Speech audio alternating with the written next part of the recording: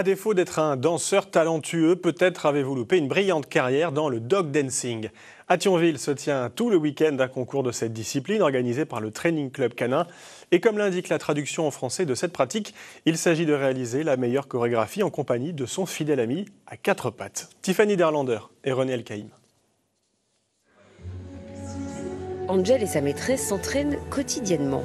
Dans un club canin, pendant les balades, dans le jardin, car le dog dancing, en français danse avec les chiens, nécessite de la rigueur.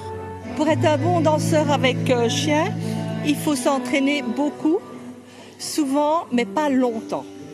Donc moi mes entraînements c'est 12 minutes, jamais plus, je compris dans les 12 minutes, mais il faut le faire fréquemment. 4 critères sont pris en compte par le jury.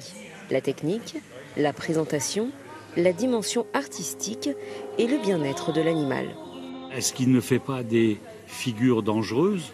Parce que bon, il y a des gens qui font faire des flips à leur chien, etc. Il se peut que le chien le fasse pas. Est-ce que le chien maîtrise vraiment cette figure? Voilà, à partir du moment où il maîtrise, il n'y a pas de problème. Il ne se blesse pas. Le concours de Thionville existe depuis 15 ans. Aujourd'hui, les dog dancers sont de plus en plus nombreux et les épreuves se diversifient, avec notamment des chorégraphies en groupe. En groupe, c'est, je dirais, peut-être plus difficile dans la mesure où tous les chiens sont différents.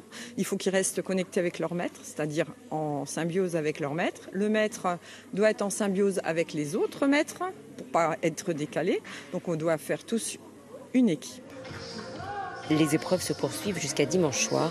Les gagnants pourront participer au championnat de France de dog dancing qui se tiendra à Torcy en octobre prochain.